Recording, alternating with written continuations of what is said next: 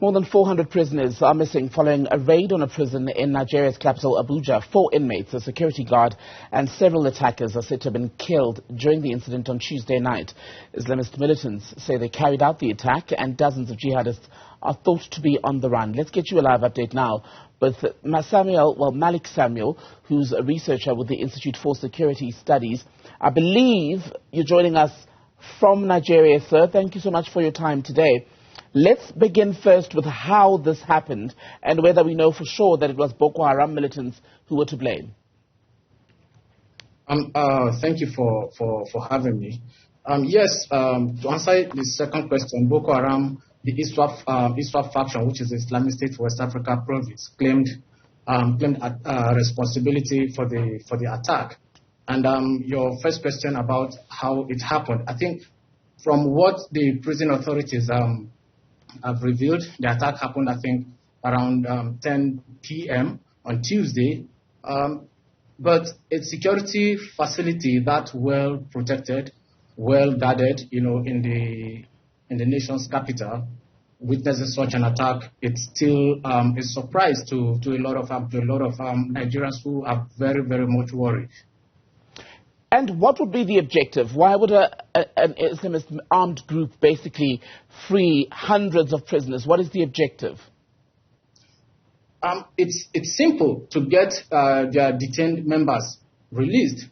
Kuje prison is known was known to house a lot of Boko Haram detainees. In fact, the defense minister said about 64 members of Boko Haram being held in that facility could not be accounted for after the attack. So basically, such an attack would be to free their detained members. And this is not the first time this has happened. It happened in the past, I think around 2013 and 2014 in Maiduguri, when the group Boko Haram then attacked the Nigerian Air Force base and freed some of its members being held there. Then also the Giwa barracks attacks around the same period that was attacked, and a lot of hundreds of members being detained there were also freed.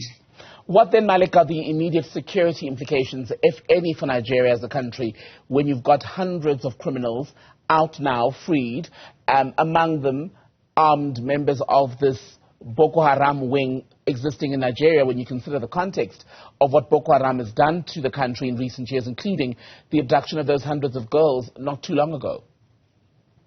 The first thing is everybody will be sleeping with one eye open, because having such high-profile members of this violent extremist group out there, not knowing exactly where they are at the moment, is a source of concern for everyone.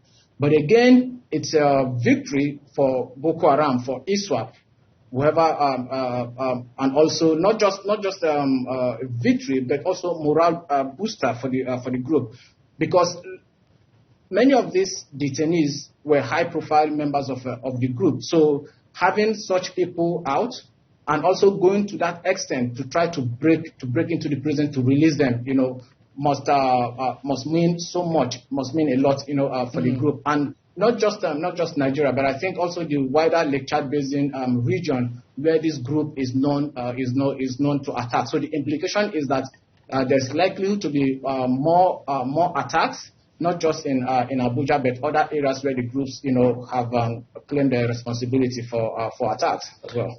Do we know, Malik, how secure prisons are in Nigeria, especially where such dangerous criminals would have been kept? I mean, if members of this Boko Haram group, a sect, were able to attack a facility and free hundreds of inmates, it makes you wonder how secure it was to begin with.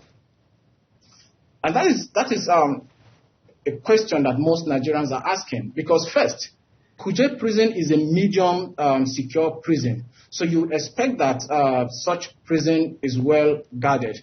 And then the prison authorities gave sort of a roll call of the personnel that were protecting, that were guarding the prison. You had men from the Nigerian military, you had men from the Nigerian police, you had men from the security, from the state security services, from the National Security and Defense Corps. So it is supposed to be a well-guarded and well-protected prison, but such an attack still was able to take place. And you could see the frustration expressed by the president when he visited the place, because he was so angry, not just about the intelligence, but also about how easy this group was able to attack and also, get away. And mind you, this is not the first attack on a prison. In fact, in the last 11 months, there have been at least 4 attacks, on prisons across the country.